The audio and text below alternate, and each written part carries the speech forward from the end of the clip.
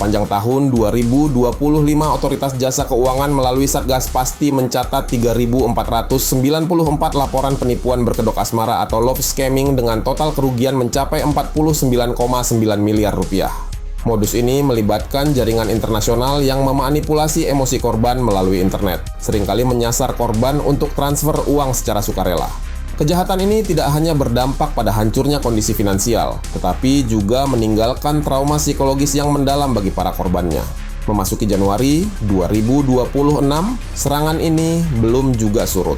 Kantor Imigrasi Kelas 1 Tangerang baru saja membongkar sindikat internasional yang bermarkas di sebuah perumahan elit pada pertengahan Januari 2026. Sebanyak 27 warga negara asing diamankan, di mana 2 diantaranya berinisial ZJ dan seorang warga Vietnam terbukti telah tinggal secara ilegal selama bertahun-tahun sambil menjalankan operasi penipuan asmara dari balik layar komputer.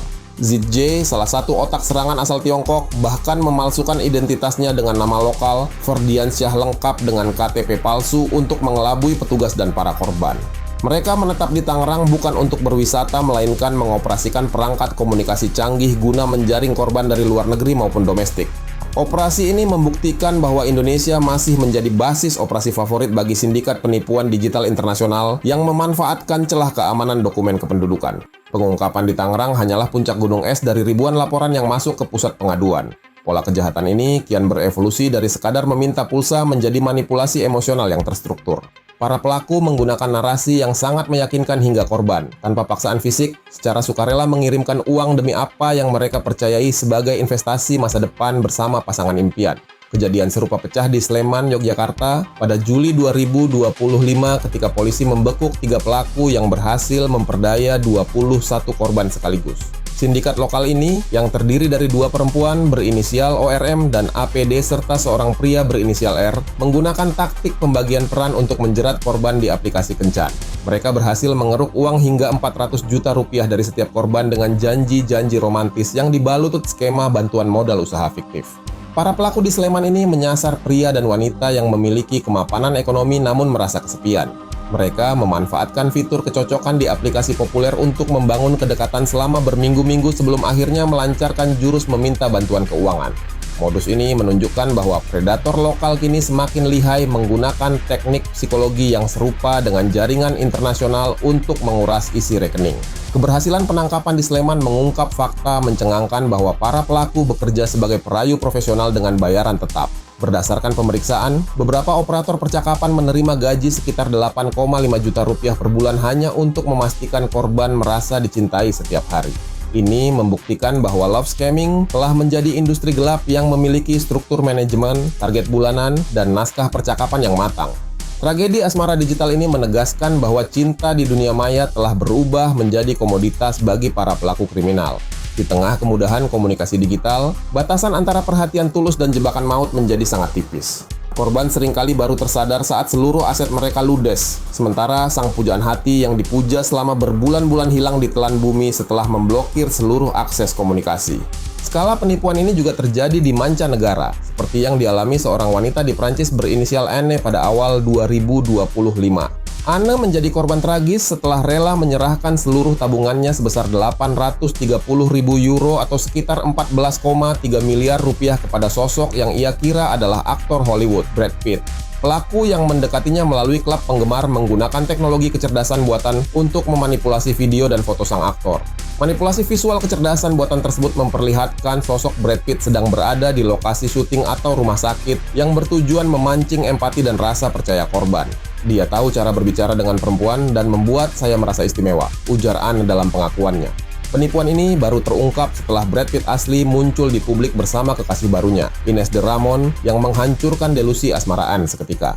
Pihak manajemen Brad Pitt sampai harus mengeluarkan pernyataan resmi pada Januari 2025 untuk memperingatkan para penggemar global agar tidak menanggapi pesan apapun di media sosial.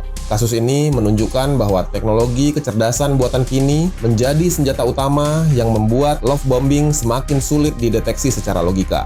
Bahkan, mereka yang berpendidikan tinggi sekalipun bisa kehilangan kewaspadaan saat dihadapkan pada manipulasi visual dan emosional yang sempurna.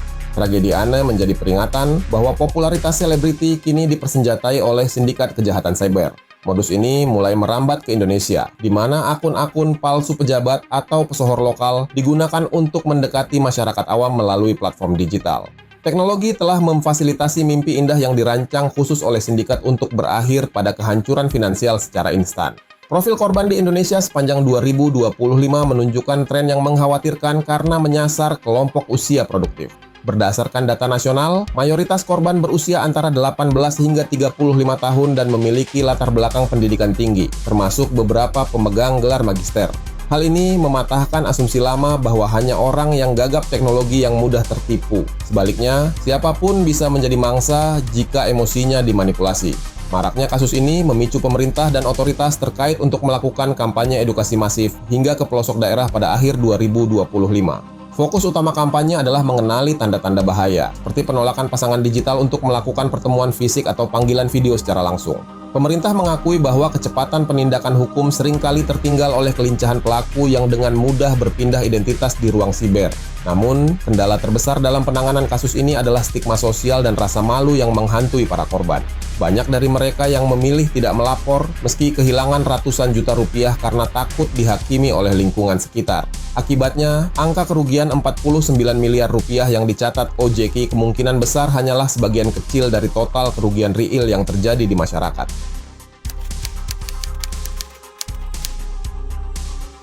Di balik layar komputer yang dingin, para perayu profesional bekerja dengan kitab suci berupa naskah percakapan yang disusun secara psikologis.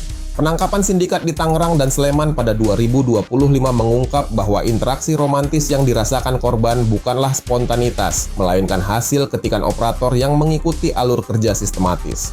Setiap sapaan, pujian, hingga pernyataan cinta memiliki jadwal dan target emosional tertentu untuk memastikan korban masuk dalam jerat ketergantungan perasaan. Naskah ini dirancang pelaku love scamming untuk memetakan kerentanan psikologis korban melalui teknik psychological profiling. Pada minggu pertama, pelaku fokus pada tahap pencairan suasana dengan narasi sebagai pendengar yang sempurna dan penuh empati. Mereka mencatat detail kecil seperti hobi, masalah pekerjaan, hingga luka masa lalu korban untuk kemudian digunakan sebagai senjata perayu. Dengan gaji sekitar 8,5 juta rupiah per bulan, para operator ini dituntut memiliki ketelatenan tinggi dalam menjaga intensitas komunikasi agar korban merasa menjadi pusat semesta sang pelaku. Strategi utama yang digunakan adalah love bombing, sebuah serangan kasih sayang berlebih yang bertujuan melumpuhkan logika dan nalar korban. Dalam tahap ini, percakapan akan dipenuhi dengan janji masa depan, panggilan sayang yang intim, dan perhatian tanpa henti selama 24 jam. Tujuannya jelas, menciptakan lonjakan dopamin pada otak korban sehingga mereka merasa telah menemukan belahan jiwa yang selama ini dicari. Ketika ikatan emosional sudah mengunci nalar, korban akan menjadi sangat patuh dan cenderung mengabaikan tanda-tanda bahaya. Setelah korban terjerat secara emosional, naskah beralih ke tahap pengujian kepercayaan yang mulai menyinggung urusan finansial. Pelaku tidak langsung meminta uang dalam jumlah besar, melainkan menciptakan skenario krisis buatan yang mendesak namun masuk akal. Cerita tentang akun bank yang diblokir saat perjalanan dinas, biaya pengobatan mendadak untuk orang tua, atau peluang investasi eksklusif yang hanya tersedia dalam waktu singkat menjadi pelatuk utama. Di sini, naskah berperan untuk mengubah rasa cinta menjadi rasa iba dan tanggung jawab moral bagi korban. Penggunaan teknologi kecerdasan buatan semakin menyempurnakan naskah-naskah ini menjadi lebih nyata pada awal 2026. Sindikat kini menggunakan alat penerjemah berbasis kecerdasan buatan yang mampu mengolah bahasa gaul lokal agar percakapan tidak terasa kaku seperti robot. Selain itu, mereka menyisipkan rekaman suara atau video singkat hasil olahan kecerdasan buatan untuk meyakinkan korban bahwa sosok di balik layar adalah nyata. Teknologi ini membuat batas antara kebenaran dan fiksi menjadi sangat buram, bahkan bagi mereka yang merasa sudah waspada. Dalam skema pick butchering yang marak di tahun 2025, naskah bahkan mencakup panduan teknis mengenai cara mendaftar di aplikasi investasi bodong. Pelaku akan berperan sebagai mentor yang sabar, membimbing korban tahap demi tahap untuk menyetorkan uang mereka. Naskah ini disusun agar korban merasa sedang membangun aset bersama, bukan sedang menyerahkan uang kepada orang asing. Setiap keuntungan kecil yang ditampilkan di layar aplikasi hanyalah umpan agar korban bersedia menyetorkan modal yang jauh lebih besar di kemudian hari. Keberhasilan naskah ini juga bergantung pada kemampuan pelaku dalam melakukan gaslighting atau manipulasi mental jika korban mulai ragu. Jika korban menolak mengirim uang, naskah akan berubah menjadi nada kekecewaan yang mendalam, menuduh korban tidak memiliki kepercayaan atau tidak serius menjalin hubungan. Tekanan emosional ini seringkali membuat korban merasa bersalah dan akhirnya menyerah pada permintaan pelaku. Inilah sisi paling gelap dari love scamming, di mana cinta dipersenjatai untuk melakukan perampokan secara halus. Ini membuktikan bahwa love scamming adalah kejahatan siber yang sangat terukur dan tidak mengenal belas kasihan. Para pelaku memperlakukan perasaan manusia sebagai variabel dalam rumus keuntungan mereka. Dengan memahami bahwa setiap kata manis tersebut hanyalah bagian dari prosedur operasional standar sebuah sindikat, diharapkan masyarakat bisa lebih objektif dalam menilai hubungan yang baru seumur jagung di dunia digital. Dampak dari penipuan asmara jauh melampaui angka kerugian finansial yang tercatat di buku rekening. Bagi para korban, kehilangan uang dalam jumlah besar seringkali diikuti dengan kehancuran mental yang bersifat permanen. Rasa malu yang mendalam karena telah tertipu oleh janji manis membuat banyak korban mengalami depresi berat hingga kecenderungan untuk menyakiti diri sendiri. Di tahun 2025, laporan dari lembaga psikologi menunjukkan bahwa korban love scamming mengalami trauma yang setara dengan korban kekerasan dalam rumah tangga karena adanya pengkhianatan kepercayaan yang ekstrem. Stigma sosial di Indonesia memperburuk keadaan ini, di mana masyarakat cenderung menyalahkan korban karena dianggap bodoh atau terlalu mengejar cinta. Akibatnya, banyak korban yang memilih untuk bungkam dan tidak melaporkan kejadian yang dialaminya kepada pihak berwajib. Fenomena gunung es ini membuat data resmi 49,19 miliar rupiah yang dicatat otoritas pada 2025 diyakini hanya mewakili sebagian kecil dari realitas pahit di lapangan. Ketakutan akan dihakimi oleh keluarga dan lingkungan sosial menjadi tembok besar yang menghalangi akses korban terhadap keadilan. Dari sisi penegakan hukum, melacak jejak para pelaku love scamming ibarat mencari jarum dalam tumpukan jerami digital. Sindikat internasional sangat lihai dalam menyembunyikan identitas dengan menggunakan jaringan privat virtual dan identitas palsu yang berlapis. Selain itu, aliran uang hasil penipuan kini jarang mengendap di bank domestik dalam waktu lama. Sepanjang tahun 2025 hingga awal 2026, pola pencucian uang telah bergeser ke aset kripto yang terdesentralisasi, membuat proses pembekuan aset oleh pihak kepolisian menjadi sangat rumit dan memakan waktu lama.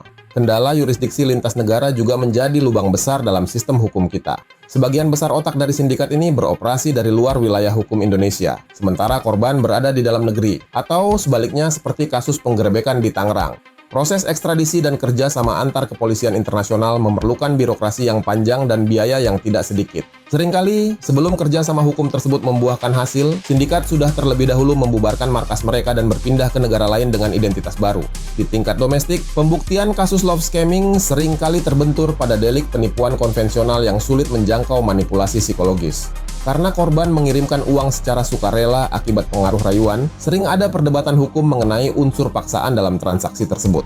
Padahal secara psikologis, korban berada dalam kondisi unduh influence atau pengaruh tidak patut yang membuat kehendak bebas mereka terampas. Kekosongan regulasi yang secara spesifik mengatur tentang manipulasi emosional di ruang siber menjadi tantangan tersendiri bagi jaksa dan hakim.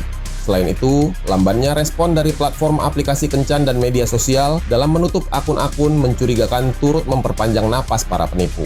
Meskipun laporan sudah diajukan, verifikasi identitas di banyak platform masih tergolong lemah, sehingga pelaku dapat dengan mudah membuat akun baru hanya dalam hitungan menit.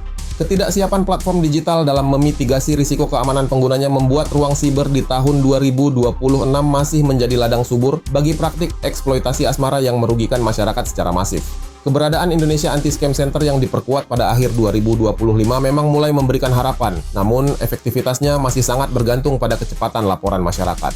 Banyak korban yang baru melapor setelah berbulan-bulan kejadian berlalu, di mana jejak digital dan aliran uang sudah sangat sulit untuk ditelusuri. Padahal, dalam kejahatan siber, setiap detik sangatlah berharga untuk melakukan pemblokiran terhadap rekening penampung sebelum dana tersebut dikonversi menjadi aset lain yang tak terlacak. Pada akhirnya, jejak luka yang ditinggalkan oleh love scamming adalah pengingat bahwa hukum kita masih perlu banyak berbenah untuk menghadapi kejahatan yang memanipulasi hati manusia. Perlindungan hukum tidak boleh hanya berhenti pada aspek material, tetapi juga harus mencakup pemulihan psikologis dan perlindungan privasi korban agar mereka berani bersuara. Menghadapi serangan love scamming yang semakin canggih di tahun 2026, kewaspadaan digital bukan lagi sekadar pilihan melainkan sebuah keharusan. Benteng pertahanan pertama yang paling efektif adalah sikap skeptis yang sehat terhadap profil yang tampak terlalu sempurna di jagat maya. Masyarakat harus mulai menyadari bahwa foto-foto pria tampan berseragam, pengusaha sukses dengan gaya hidup mewah, hingga akun selebritas dunia seringkali merupakan umpan yang dirancang secara visual untuk memancing rasa kagum dan ketertarikan instan.